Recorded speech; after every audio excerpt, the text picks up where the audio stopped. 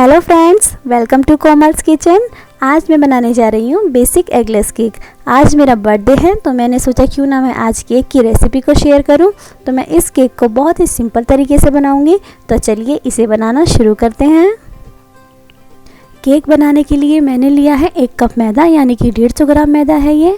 Butter मैं use कर रही हूँ 80 ग्राम, आप इसकी जगह घी का भी यूज़ कर सकते हैं। दही मैंने लिया है आधा कप, अगर 1 कप मैदा है तो दही आधा कप होगी। पिसी हुई चीनी मैं ले रही हूँ 1 कप। वनीला एसेंस हम यूज़ करेंगे 1 छोटा चम्मच, बेकिंग पाउडर 1 छोटा चम्मच और बेकिंग सोडा आधा छोटा चम्मच। तो चलिए इसे बनाना शुरू करते हैं। सबसे पहले हम कुकर को प्रीहीट कर लेंगे। तो जैसे हम अवन को प्रीहीट करते हैं वैसे ही हमें कुकर को भी प्रीहीट करना है। अब मैं इसमें ये नमक डाल दूंगी। ये नमक आपको थोड़ा सा काला लग रहा होगा, इसको मैं बेकिंग में पहले भी यूज़ कर चुकी हूँ और आप इसको बाद में फिर यूज़ कर सकते हैं। तो अब मैं इसके ऊपर ये जाली स्टैंड को रख दूंगी, क्योंकि हमें इसके ऊपर केक टिन को रखना है। बस अब कुकर का ढक्कन बंद कर देंगे और गैस को मीडियम फ्लेम पर कर लेंगे और इसको 15 मिनट के लिए प्रीहीट होने देंगे। सीटी निकाल देंगे, सीटी नहीं लगानी है। तो जब तक हमारा कुकर प्रीहीट हो रहा है तब तक हम केक की तैयारी कर लेंगे। तो मैंने यहाँ पर ये एक केक टिन लिया है और केक टिन के साइज़ का ये बटर पेपर काटा है।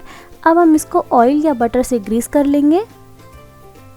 अगर आपके पास बटर पेपर नहीं है तो आप बिना बटर पेपर के ही इसको ग्रीस कर लें।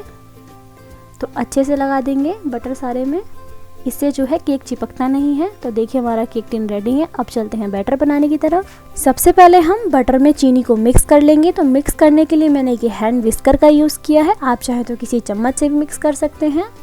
तो आप देख सकते हैं बटर में चीनी जो है वो अच्छे से डिज़ोल्व हो गई है। अब हम क्या करेंगे, इसमें ये दही डाल देंगे। दही को मैंने पहले से ही फेंट लिया था। और अब हम इसमें ये वनीला एसेंस भी डाल देंगे, मिला देंगे इन सभी चीज़ों को। तो आप देख सकते हैं सभी चीज़ें अच्छे से मिक्स हो गई हैं। चलते हैं नेक्स्ट स्टेप में। तो अब हम क्या करेंगे, एक बड़ा बाउल लेंगे, आप चाहे तो प्लेट भी ले सकते हैं। बाउल के ऊपर ये छन्नी को रख देंगे, क्योंकि हमें मैदा को छानना है। तो सारा मैदा डाल दें छन्नी में। इसके बाद बेकिंग सोडा भी डाल देंगे इसमें और बेकिंग पाउडर को भी डाल देंगे। और अब हम इन तीनों चीज़ों को छान लेंगे।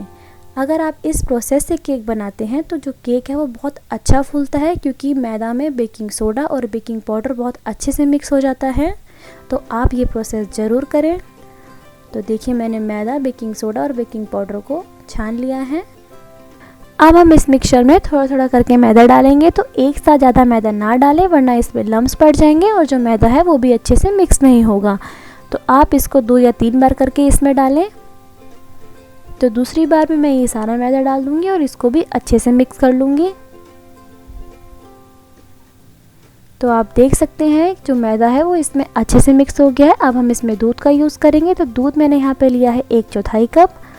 तो अब हम इसमें थोड़ा थोड़ा करके दूध ऐड करेंगे। आप दूध की जगह पानी का भी यूज़ कर सकते हैं।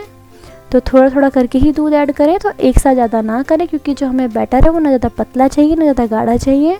तो आप देख सकते हैं बैटर हमारा रेडी हो गया है। तो 1/4 कप दूध में से थोड़ा सा दूध बच गया है। बैटर हमारा रेडी है। अब हम इस बैटर को केक टिन में डाल देंगे। तो केक टिन को मैंने पहले से ही ग्रीस कर लिया था। तो सारा बैटर डाल दें इसमें।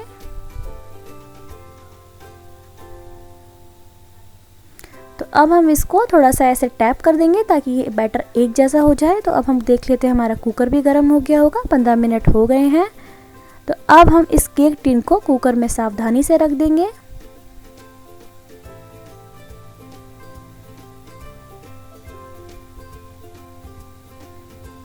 कुकर का ढक्कन बंद कर देंगे और अब हम इसको 40 मिनट बाद चेक करेंगे, उससे पहले इसे नहीं खोलना है।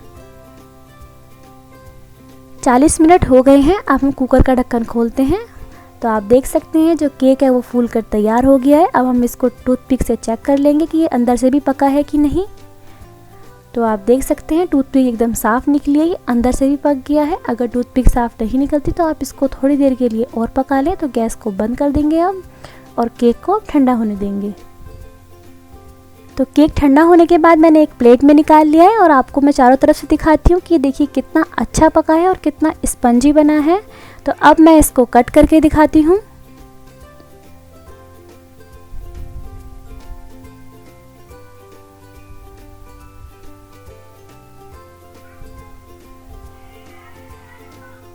तो आप देख सकते हैं कि ये अंदर से भी कितना अच्छे से पका है और कितना स्पंजी बना है।